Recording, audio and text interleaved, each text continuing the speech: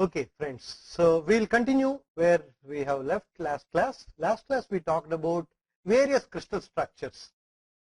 We talked about crystal systems. We talked also about unit cells, which we call them as Bravais lattices.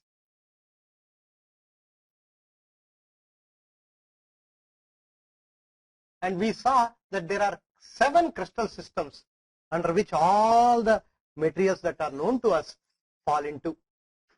There also we saw that there are 14 Bravais lattices, and to which we can talk about various building blocks, and there are only 14. We also saw why not 28, why only 14. We took a few examples and showed. In principle, one can take all the examples and show why only 14. But it's not the necessary exercise, but we can understand that this can be only 14. So now let's go a little deeper and look at how do we represent these unit cells, and how do we look at various planes and directions in the unit cell. Even before going to that, we also need to understand a little more details of symmetry. When we talk about symmetry,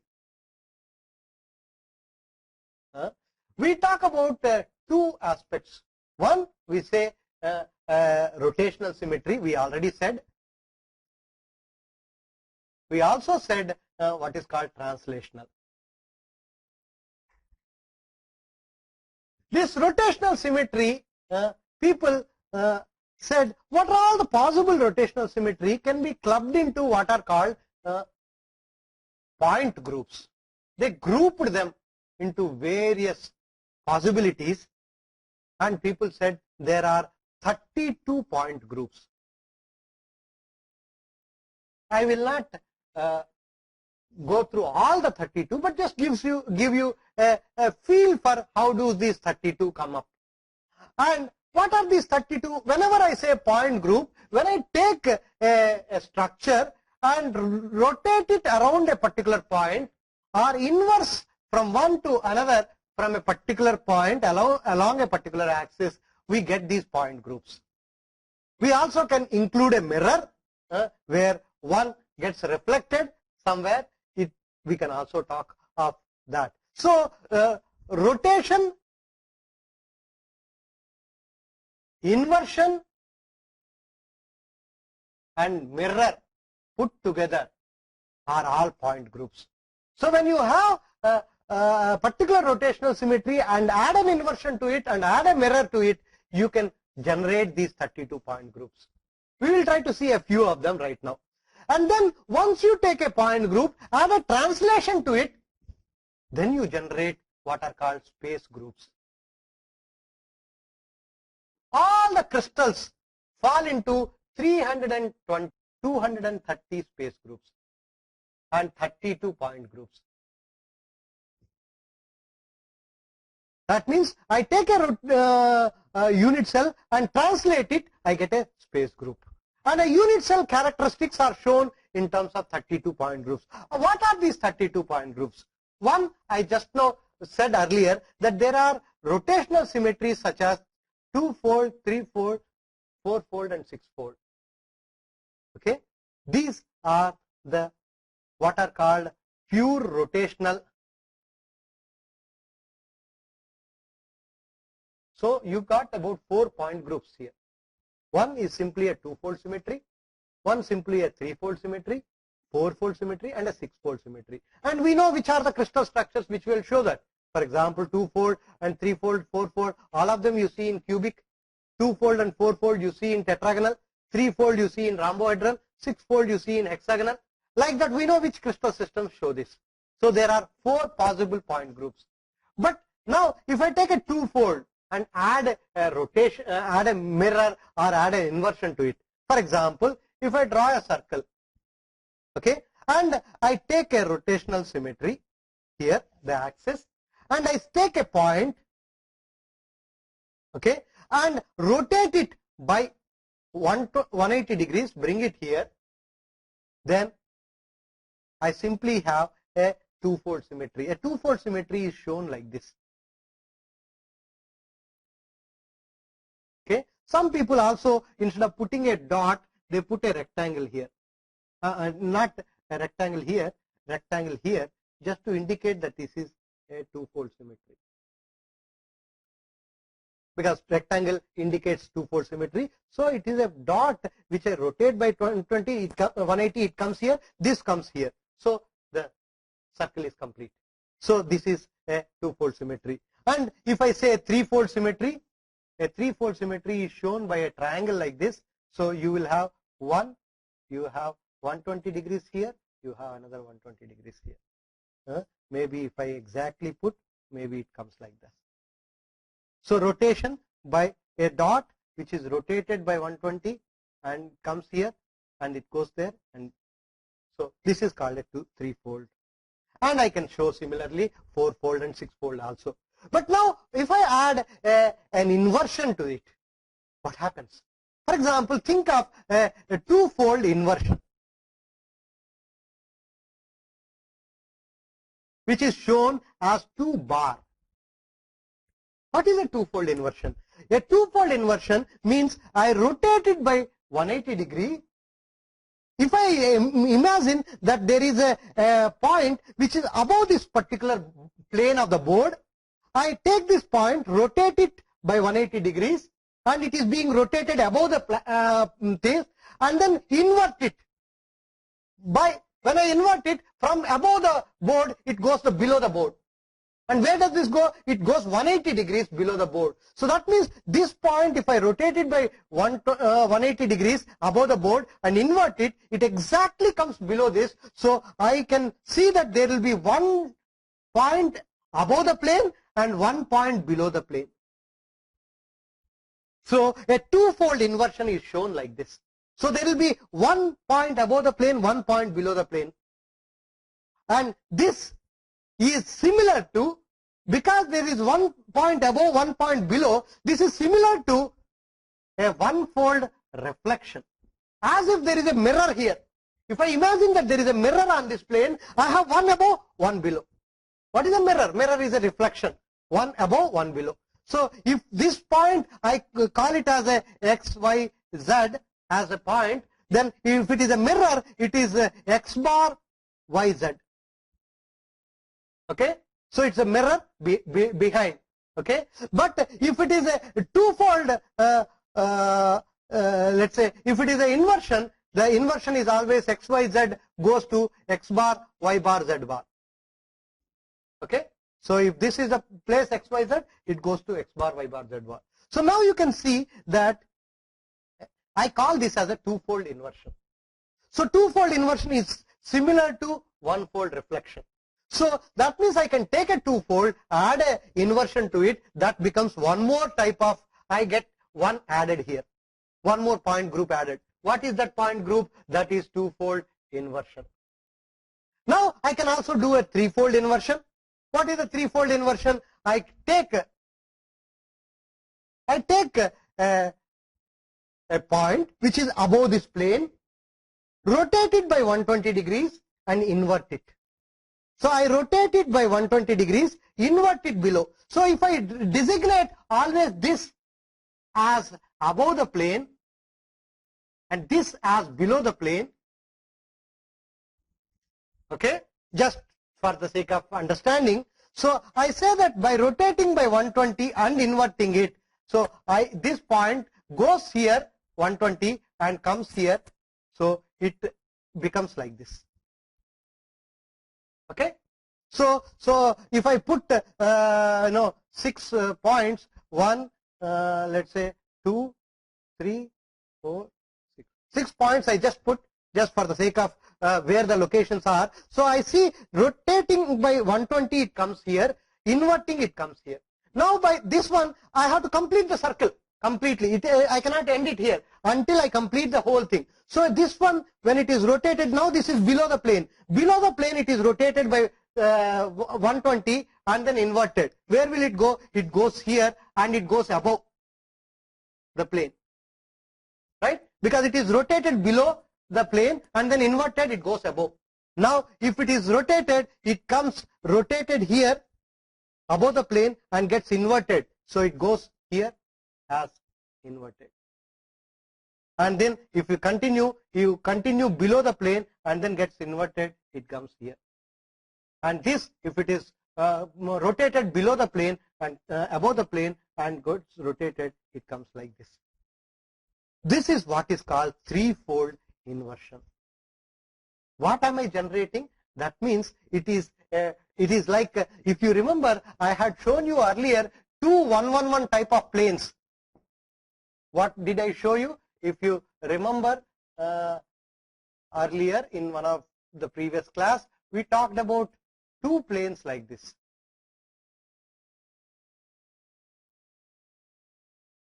Right? This is exactly like that. So you have one plane and another plane, both. So this plane is containing the points, object above the plane, which are all 120 degrees with a threefold axis, and these are another set of points below the plane, okay, which are separated by 60 degrees. It's like this. So one is below, another is above, but both are parallel to each other. So that is threefold inversion. So you can talk about threefold inversion. Okay, here we talked about 2, 3, 4, 6, 4 point groups. I have now added one more. Now similarly, I can talk about a fourfold. Fourfold means I should talk about 1, 2, 3, 4. Let's put 4 dots now, because fourfold means 4 dots.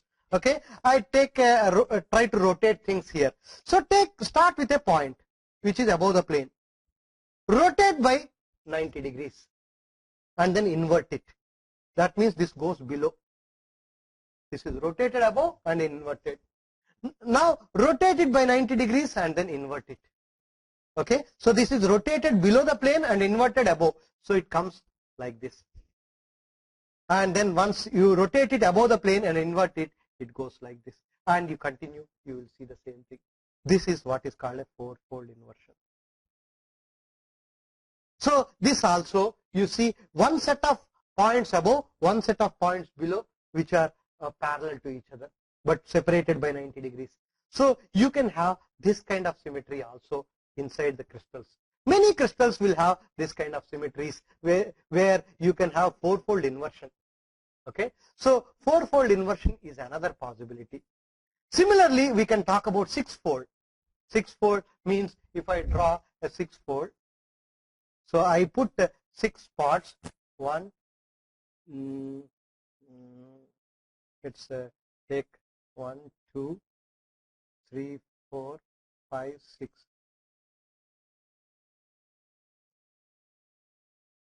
If I start with sixfold, and let's say start with a point here, rotate it by 60 degrees, because sixfold means 60 degree rotation. I rotate it by 60 degree, invert it, it comes here. Rotate it by 60 degree below the plane and invert it, it comes here. Rotate it by 60 degrees above the plane and invert it, it comes here exactly below. And this is now below. I rotate it by 60 degree and invert it, it exactly comes above. So I have to have something above. So this is something like one above, one below. And if I rotate it by 60 degrees and again invert it, so this is above, so this goes below. You see, whatever you do, you end up into this only. That means this is like 3 set of points, one above the plane, one below the plane. So that means sixfold inversion is equivalent to threefold mirror. Okay, so as if I have threefold is like this, and with a mirror, as if you have a mirror in the middle. So you have exactly 3 points above the plane, 3 points below the plane. So you can easily see this. So that means I can now add 4 more point groups. One is called twofold inversion, threefold inversion, fourfold inversion, and sixfold inversion. All of them I have shown you, and that adds up to 3. And now, if I look at rotations, this is called roto inversion. because it is rotation coupled with inversion. Okay, these are 4 of them. You can also talk about rotoreflection. Rotoreflection. That means you can rotate and reflect. I'll just show you one example. Okay. And I also want you to remember that two-fold inversion was similar to one-fold reflection. Six-fold inversion was equal to three-fold reflection. Okay, this you have to remember. Okay. Of course, people may say there can be also one-fold. Okay, I should also add that, because triclinic is a one-fold symmetry. Triclinic does not have a two-fold, does not have a four-fold, does not have a three-fold, does not have a six-fold, but it is also a crystal system. So how do I represent a triclinic? I should say triclinic has one-fold symmetry. So in principle, I should not say there are 4, there are 5. Okay. Similarly, if I say one-fold inversion, let's think of one-fold inversion. What is one-fold inversion? I start with 1, rotate it by 60 degree and invert it. So that means I have a point here which is above the plane, which is rotated by 360 degrees and inverted, so it goes here. This is one-fold inversion. So in principle, I can talk about one-fold inversion also the way we have talked about two-fold inversion. So that means in principle there are 5 plus 5. Though I did not mention initially, you can talk about that. And now if I talk about reflections, let's talk about one-fold reflection. What about one-fold reflection means?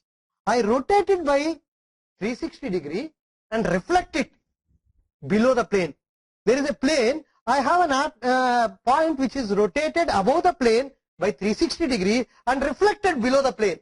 That means there will be, this point simply goes below. This was something which we have seen earlier. This was one-fold reflection. This was similar to two-fold inversion. Right? We saw it earlier that two-fold inversion was equal to this.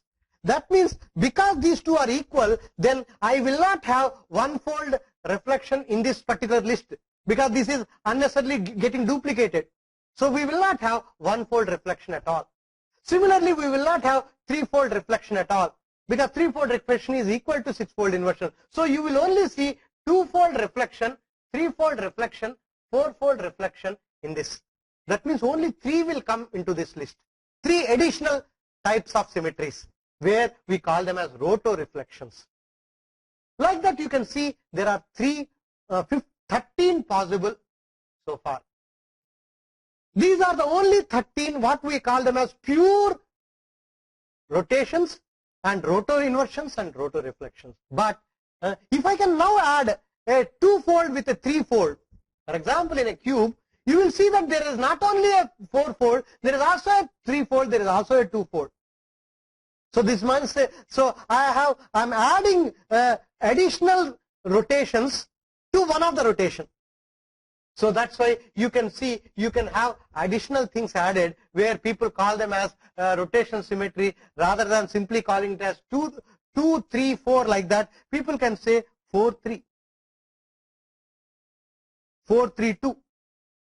In fact, 4, 3, 2 is one of the cubic reflection symmetries, because it has four-fold, it has three-fold, it has two-fold also. So you will have combinations of axes coming into picture, and that added will add to some 19 more, which will bring it to 32. So you can talk about variety of them, variety of combinations, 4 with 3, 3 with 2, or something like that, and also add some inversions there and some reflections there. There are a variety of such possibilities. Let's not go into the details of them, but it is possible to represent all the possible 7 crystal systems in terms of these 32 possible. So we have 32 possible point groups, and now if I take a point group, add a what is called a translation, I can get to what are called phase groups. So that means I take one unit cell and add a translation, I can get the thing. So in the translation, there can be a straightforward translation. There is also something called screw. So there are variety of them. But let us not go to the depth of this. But this much information is enough for you to understand that the symmetry, when we talk about, we have to consider all these things. Now let's look at only the other aspect, which is called how to represent the planes and directions. For example, if I take a unit cell like this, I draw a bigger unit cell. I want to represent a certain direction. I know this is my origin. Let's say this is my x-axis, this is y-axis, this is z-axis. And I want to say, what is this vector? Why am I bothered about these vectors? Why am I bothered about these vectors is because we saw that in many materials the properties are not isotropic. The property of a material in a particular direction is different from the property of a material in a different direction. For example, in magnetic materials, we know that the magnetic properties, the permeability in a particular direction in a crystal structure is different from other directions. People have seen this. Similarly, ferroelectric properties are also different. For example, if a structure is cubic, it will never be ferroelectric.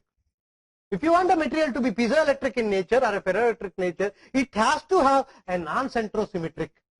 It cannot be a cubic. That's why all the piezoelectric materials such as barium titanate or lead zirconium titanate, PZT people call it, all these are either tetragonal or orthorhombic or rhombohedral. They are never cubic. If it is cubic, it will never have. In fact, people see that any piezoelectric material, when it is heated beyond a particular temperature called Tc, it loses its ferroelectric property and becomes paraelectric. And people have seen that that particular temperature is the temperature where it is transforming into cubic. When tetragonal is becoming cubic, it simply loses its ferroelectric property. So it means the directions are important. Similarly, the mechanical properties also are different in different directions. For example, we talk about certain slip directions.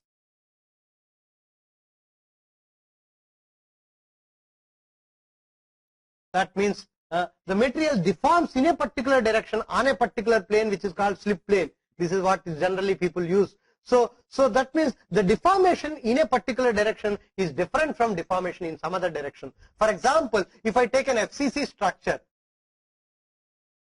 you will see slowly that the closest packed direction in FCC is called 111 direction. And if I compare this deformation in 111 direction and any deformation in some other direction such as 100, you will see the deformation in this direction is much more easier than deformation in this direction, because this is the closest packed direction when compared to this. So that's why directions are very crucial, and also planes are very crucial. So let's first look at directions and then go to planes. So the reason why we need to understand this is because of all this. That because the properties, whether they are functional properties or structural properties, usually, as you all know, properties are grouped into two.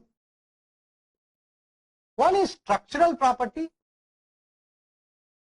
Second is functional properties. Structural is where I am bothered about strength, ductility and things like that, which are used for structures, load-bearing structures. A material which is a crankshaft or a material which is a reinforcement bar put in the RCC roofing, all these should have sufficient strength and good ductility. So as a result, this is all called structural properties.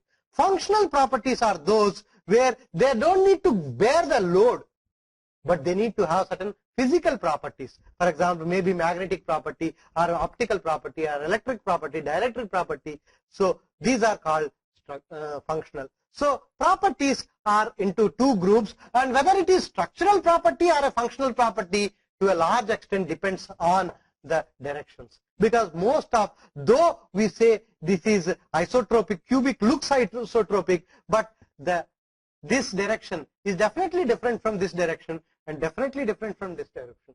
The atomic arrangement is not the same. You will see it in a minute. For example, if I take a BCC,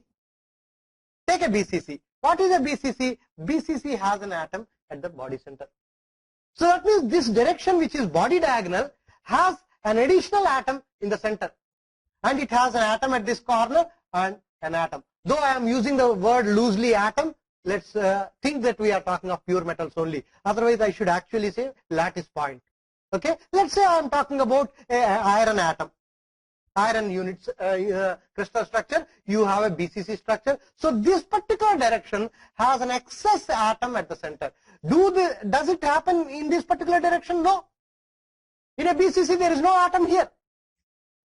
So that means this particular direction is not as close packed when compared to this. Similarly, this direction is not so close packed. So if I want to represent this differently from this and this, I need to give a name to it. So as I have a different name and you people have a different name, how do I identify this? So if I can have some kind of a nomenclature by which I can identify, then it becomes easier. So similarly, if I take an FCC, in an FCC, there is no atom here. There is an atom here. That means this particular direction is different from this direction. And same as this. So I should be able to represent this separately. For that, people thought, let us have some way of representing directions. And there they said, for example, if I have to think of this direction, any direction, they say, look at how you can represent the direction in terms of the X, Y, Z. How much of translation you have in the X, Y and Z direction is what is going to be representing this particular direction. That means it's let's say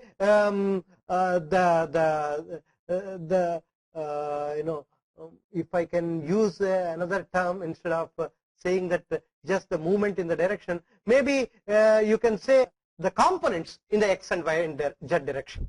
We can say the components. So for example, if I take this direction, this starting from the origin, moving up to the end of this, the vector is only going in the X direction. It does not move either in the Y direction or in the Z direction. So we say in the X direction, it is going by one unit vector, and in the Y, it is not moving at all. In the Z, it is not moving at all. So we say that this is a 100 direction.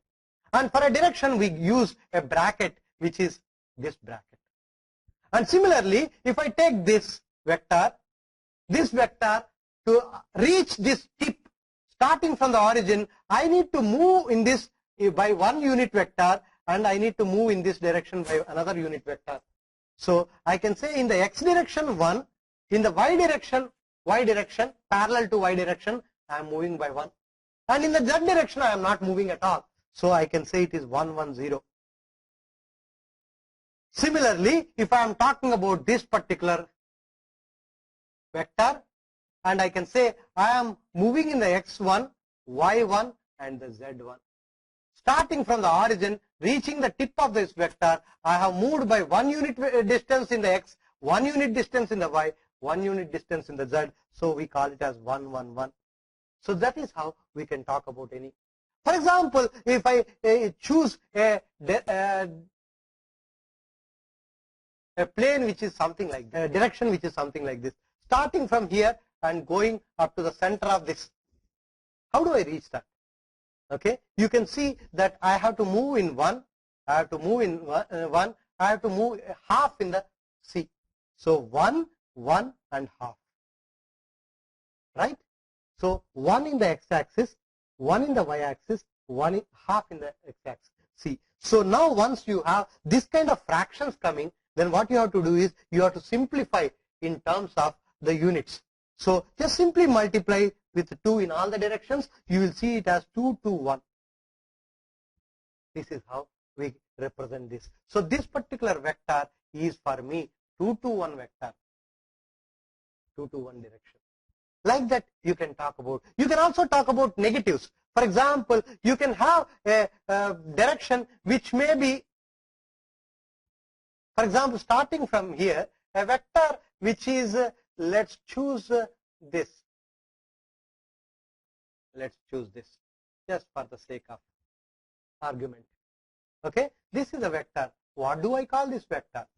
If I want to know what do I call this vector, you see that to reach from here to here, I am moving in this direction and in this direction. That means my origin is this only. Okay, for all this I have to fix the origin somewhere. Okay, once I fix the origin, then you can see that this means I am going in the y direction in the backwards in the negative direction by 1. So that means my if I have to do it in the y direction, I am going by 1 negative direction, minus 1. And in the z, 1. In the x, I am not moving at all. Okay, because this and this. Okay, so in the x it is 0. So I represent this as 0 bar 1 1. Instead, if I have this this particular vector, if that is the vector that I am talking about, then I will say this is minus 1, this is half. That means 0 minus 1 and half. That means this will become 0 bar 2 1. Some people call it as 2 bar, some people call it as bar 2. Both are the same, but you need to be consistent whatever you want to say. So I usually use the word bar 2. Okay, so use the bar first and then say 2. It's up to you to use, but this is how we can talk about it. Similarly, now if I want to find out how are the direction, I can choose any particular vector and every vector can be represented like this. I just gave you a few examples, but you can take any complicated vector and all of them can be shown, provided you have identified your origin. What is important is identify the origin, identify the coordinate system. Once you do that, you can do this. Now let's look at how to do about the planes. Let's choose various planes. Again, why I have to tell about the planes? Because planes are also important, and we have said earlier that the slip, particularly mechanical behavior of materials, if you want to know, the slip occurs on a particular plane. So you need to know what planes we are talking about. Can I, for example, if I am talking about this plane, okay, can I represent it by something? So far we have talked about directions, and can I similarly give a name to this plane? And what is this plane? Instead of giving a name, can I give a number? People in fact nowadays say that maybe 20-30 years from now, everybody will have only numbers, no names. Possibly our mobile numbers or some unique identification number becomes our name. We do not know.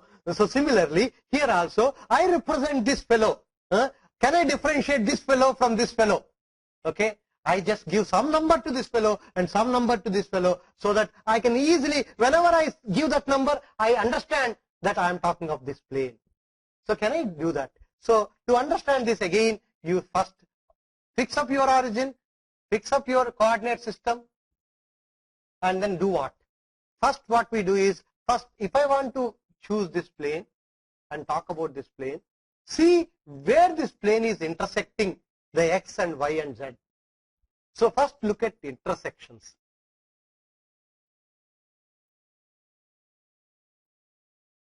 So x, y, z, if I put x-axis, it is intersecting at one unit vector, right? This plane, think of this plane. Okay, so x-axis it is intersecting one unit vector. What about y-axis? It is parallel to y-axis. So I say it is intersecting at infinite distance, and it is also parallel to z-axis. I will say it is infinite. So then next thing that we do is I take a reciprocal, because I cannot use infinites in identifying thing. So I am introducing a special thing which I did not use in case of directions. We use it only in case of in planes, because planes can be parallel to some vectors, whereas directions cannot be parallel to vectors. Okay, so directions I can use it whenever a direction, for example, if I talk about this direction we said like this we reach.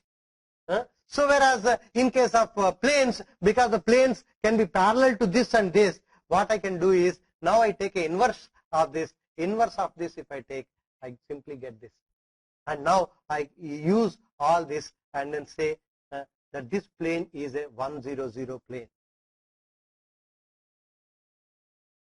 And to represent a plane, we use this 100, a bracket, something like this.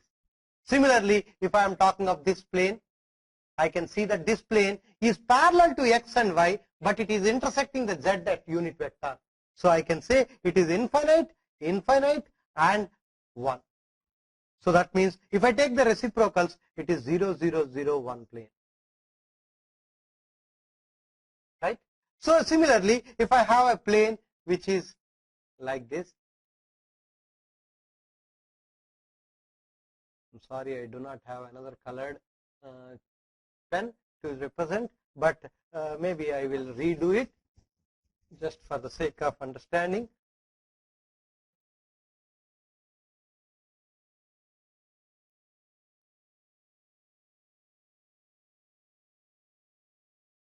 So I am talking of this plane, which is intersecting the whole unit cell into two parts, bisecting it in two parts. And what is that plane? Again, if I look at it, this is x, this is y, this is z. So this plane is parallel to z axis, intersecting the x axis at unit vector, 1 unit vector, intersecting the y at 1 unit vector. So that means this is a plane which is 1 for the x axis, 1 for the y axis, and infinity for the z axis. So that means I can say it is 1, 1, 0. And I can do the same thing for many, many planes like that. For example, if I have some other plane,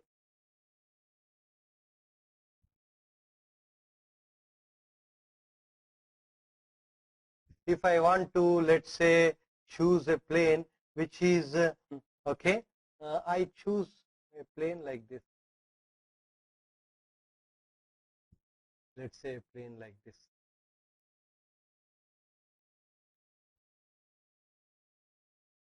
Okay, and this is, let's say, half the c axis. Okay, that means what is this plane? So this plane is intersecting the c axis at half. This is the c axis, and it is what about x and y? Okay, where is it intersecting the x and y? Y, it is intersecting. Is it intersecting y axis? It is parallel to the x axis. Can we treat this as parallel to the x axis? If you look at it, this is this particular thing, okay, is the y axis, right? This is the y axis, and this is the z axis. If you think this as a z axis, and what about this plane? And this plane is originating here. Okay, if it is originating here, then and look at where is it intersecting the y axis. It actually intersects the y axis only here. But if I use origin somewhere else, okay, so then in principle it intersects the y axis at some position. What is that position? If I look at it, and basically if you say that if I think of the origin as here, it is intersecting the y axis at the back of it. Okay, so at -1 or bar 1, and the x axis, this is completely parallel. Okay, because this is parallel to x axis. So because this is, if this is the x axis for me, this plane is parallel to x axis. Okay, so we say that for doing this kind of thing, sometimes you may have to shift your origin. Now your origin is here, and y axis is moving positive in this direction, negative in this direction, and then x axis is here, and then z axis is here. And now you can see that it is parallel to x axis, because this plane is parallel to x axis, intersecting the y axis at negative at 1, and intersecting the z axis at half. So now if you say take the reciprocal is 0, bar 1, and 2. So this is the plane. So you can see that even an odd plane which is intersecting at some other positions, we can see that like this. So like this, we can talk about variety of planes by looking at how they are intersecting. First look at the intersection, then take the reciprocal, and wherever necessary, if after taking the reciprocal also, if you are getting a fraction, for example, if this is some, instead of half, if it is 3/4, let's say, if I take the reciprocal, it becomes 4/3. What do I do now? Okay, so simply multiply again by something, let's say 3. So it becomes 0, 3 bar, and then 4. This will be the plane. Okay, so you have to reduce it into simple integers. No fractions can be there. So this is how we can talk about it. And in this connection, I should also mention that we also talk about family of planes and family of directions. For example, if I take a cube in which this plane I consider, there are 6 such planes, right? So 6 100 type of planes. All of them are equal. I cannot differentiate between this plane and this plane and this plane and that plane. So all are squares. So I cannot differentiate between this plane and this plane and this plane. And because of which, because the packing density of this plane, packing density of this plane, packing density of this plane, they are all equal. So we say there are 6 members of 100 family. And to represent the family, we use a bracket like this. So there are 6 members in this family. You will know about the importance of these members when we come to X-ray diffraction, where the intensity of the peak depends on how many members are there in each family. We will come to it a little later.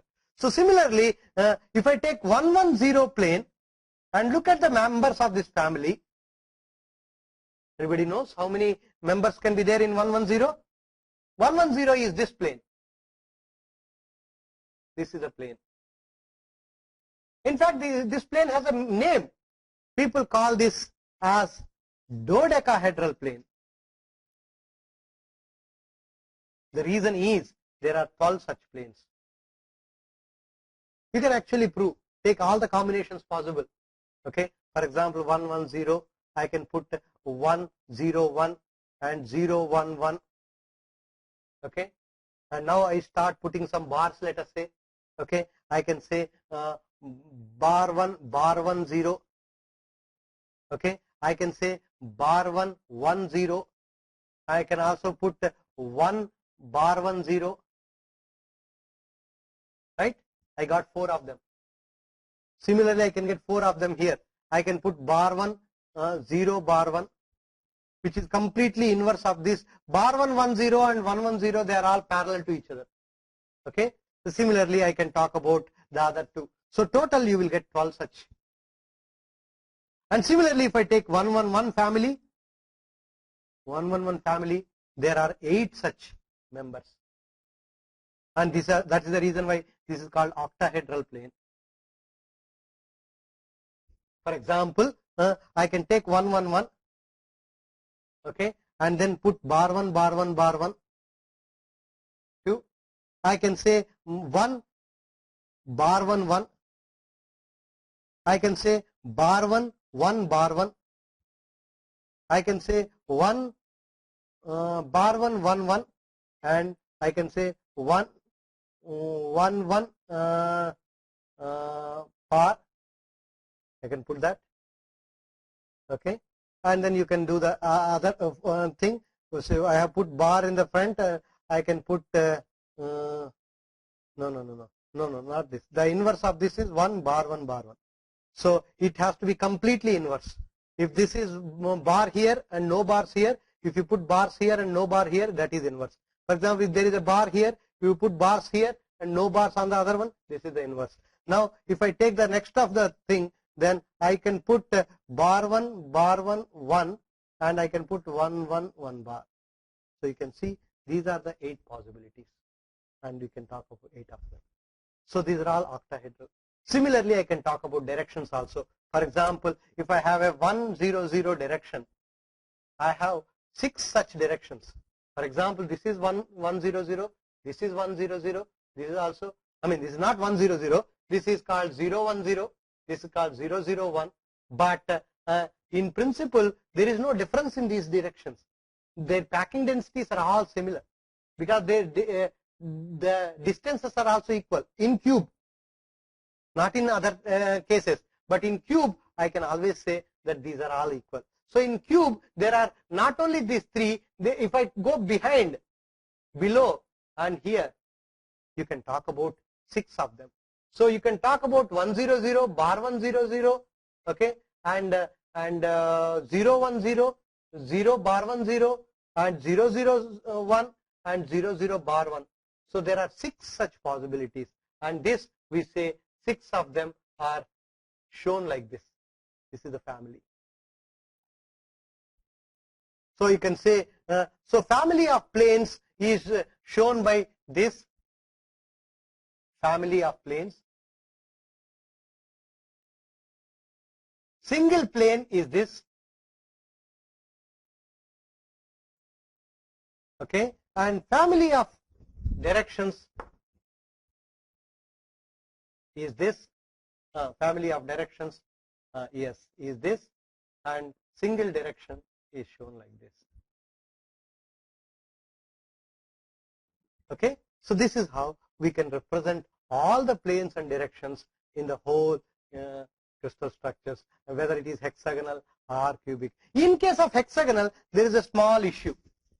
That's a problem. We will just see in the next few minutes what is the difference in case of hexagonal.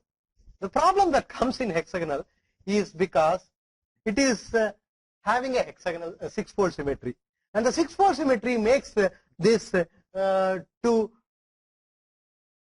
represent the unit cell a little more difficult. For example, if I draw a unit cell and join these two, now the question comes is, how do I choose the axis? For example, if I choose the x and y as this as origin, and choose this as a x-axis, this as a y-axis, and this as a z-axis, the problem that I get is this. The problem I get is, if this is x and this is y, what about this? This one is, if this is 1, this is 1, this one is 1, 1, 0, right, in principle, because this is a sum of these two vectors. This is which is if this is one resultant vector of these two, this is 1, 1, 0. So this particular vector can be called as bar 1, bar 1, 0, because this is negative of that. So, but if I look at this hexagon, this one, this one, this one, all these three vectors are exactly similar in nature. Their packing is similar. Their symmetry is similar. But you see, two of them are called, this I will call it as 1, 0, 0. This I will call it as 0, 1, 0. I mean, these are directions, so I have to use square brackets. Whereas I am calling this as 1, 1, 0, this as bar 1, bar 1, 0, and this one I am calling it as 0, bar 1, 0. I am calling this one as bar 1, 0, 0. You can see that all the 6 directions are exactly similar, but I am using different notations, and that makes very confusing for somebody to whether I am talking of this or not. So in principle, I should be able to have all of them having similar nature, similar indices, so that I am talking about basically vectors in the basal plane. If this is what is called a basal plane, I should be able to give similar nomenclature to each of the vectors.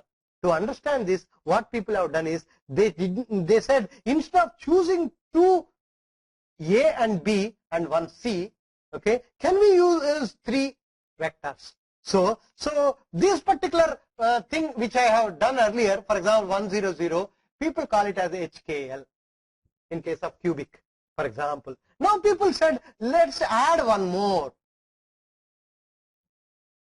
a third axis on the plane, and then one vertical axis. So they said that let us have not just 2 axes here, let's have a third axis. So this is A, this is, if we call this as A, okay, this is called B, this is called, let's say, just to avoid this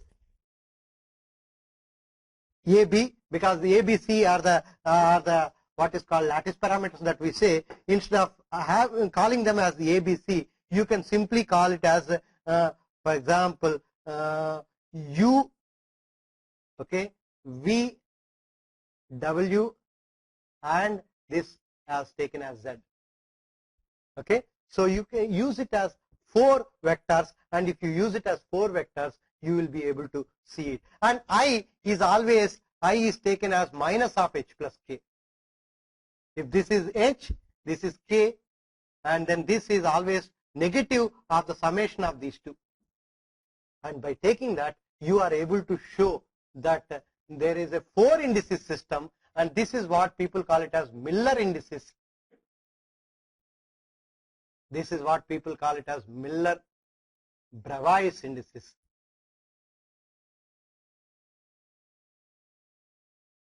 The advantage of this is you can easily see hexagonal symmetry, 6-fold symmetry in this very easily. If you take only these 2 and show this, you will not be able to see 6-fold symmetry. So once you show 3 of them, and now this is represented by I, this is representing the H, and this is representing the K. So all the 3 of them will have exactly the same vectors, and so it becomes very easy for us to see. So if I want to talk about this particular vector now, okay, for example, I look at this, so I want to see how do I reach this from starting from here. Okay, so we say that in order to reach here, what do I do? So to do that, what people do is they take this and then simply divide this into parts. Okay, so if I have this, I divide this into 2 parts. Okay, and then simply also divide this into 2 parts. It joins here, it joins here. Similarly, it joins here, it joins here. So if I take this, now if I want to talk about, if this is my x-axis, or what is called U for me, whatever it is, this is for V for me, and this is, let's say, W for me, whatever it is, or if I call this as H for me, and K for me, and then I for me, and this is the basal plane, and L is perpendicular to this. If I take it, and if I am talking about this particular vector, I try to see how much of H direction I move, and how much of K direction I move, and how much of I direction I move will represent this particular vector. So to know that, what I do is I find out how much of I direction, H direction. So if I look at this, this is actually, if I carefully draw, this crosses all these and goes here. So if I want to reach this particular thing, I have to go in this particular direction 2, and in this particular direction 2, right?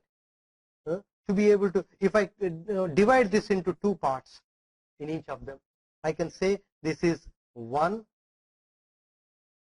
this is 2 in the H direction, and 2 in the K direction. And what about the I direction?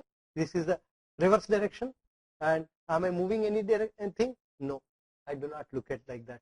So you can show this particular thing as a combination of H, K, and I, so that you reach this particular vector. So any vector that you choose, whether you choose this vector or some other vector, you try to see as combinations of each of them. So that you can know what is the thing which is represented in terms of H, K, I, and L is always perpendicular. So L comes only as 0 for this particular case. So in fact, this comes out, if you carefully observe, it comes out as 1, 1 bar 2, 0. This is a vector. It comes 1 in, for example, you can show if this is the X direction, okay, and if this is the direction which is negative of this, you will be able to show that this comes as 1 in the h direction, 1 in the k direction. I should draw it a little more carefully. Maybe in the next class I will draw it a little more carefully, and you will be able to see that you will always see that as 1 in the h direction, 1 in the y direction, and bar 2 in the negative direction, so that you will be able to see this. And that is how this particular vector is shown as 1 1 bar 2. And similarly any other vector, so even this can be shown as 1 1 bar 2, even this can be shown as 1 1 bar 2, this can also be shown as 1 1 bar 2, all kinds of combinations of 1 1 bar 2, so that this plus do this is always negative of this. So you can also show the other, if this is 1 1 bar 2, this will be always okay bar 1 2 0, if this is 1 1 bar 2, because this is negative of that. So bar 1 okay 1 1 bar 2 will become bar 1 2. So if I add bar 1 plus bar 1, it will be minus 2, minus of that is 2. Okay, so because I is always minus of h plus k, so if h is minus 1, okay, and k is minus 1, I add these two and add a minus, then you get I as 2. So that is how it is 2. So this is how we can represent any vector like this. For example, if there is a vector which is 1, let's say 2, okay, bar 1 2, then this will become bar 1, because this is minus 1 plus 2, minus 1 plus 2 is plus 1, and negative of that is minus 1. So you can show a vector like this. That vector is this vector actually. So you can always represent vectors which are combinations of 3 instead of 2 simply, so that we understand the whole hexagonal network. I think this can be done a little more detail. If you can take any one of any graph paper and do it, it comes out to be much more clearer. So this is how we can represent, whether it is cubic or hexagonal, the whole system. For example, if I want to show any plane which is a plane like this, if I want to represent this plane, I can simply see how is it intersecting. You will see that it is intersecting the y part of it, that is the v part of it, by 1. That means if I put h, k, I, l, okay, so k part of it, it is intersecting by 1. And what about u, okay, which is the h part, which is parallel, right? And this is also parallel to your c axis. This is also parallel. And I automatically, because this is negative of I, this is I, so this is negative of I, so this is minus 1, right? So I can simply show this as 0 1 bar 1 0. This is my plane. So this plane, which I have a prismatic plane, can be easily shown as 1 in the y direction, which is the k direction, and the minus 1 in this direction, because this is my vector, this is the minus of the vector, and this is parallel to this u, parallel to my h, so you can show it as 1 0 1. So, and if this is a plane which is going up to here, for example, if I take a plane which is shown as center to this, okay, if I want to take this from here and then show up to here, let's say this goes up to here and then shows up to here, something like this, that means it is inclined. I can see how much z it is intersecting. You will see z, it will be intersecting 1. So it is an inclined plane which is cutting at the z axis here. So you can show it as 0 1 bar 1 0, because again here also it is k is 1, this is minus 1 I, and again a is 0, this is 0 parallel, and then this is intersecting here as 1. So this will be as 0 bar 1 0 1 bar 1 0. So again always you can see that this plus this is negative of this. You will always see this 0 plus 1 is 1, minus of that 1 is this. So you will always see this combination. So that means in principle you can convert this 4 indices system into a 3 indices system also. Okay, there is a relation between these two, and we can see this. Stop this. So this is how we can show all of them.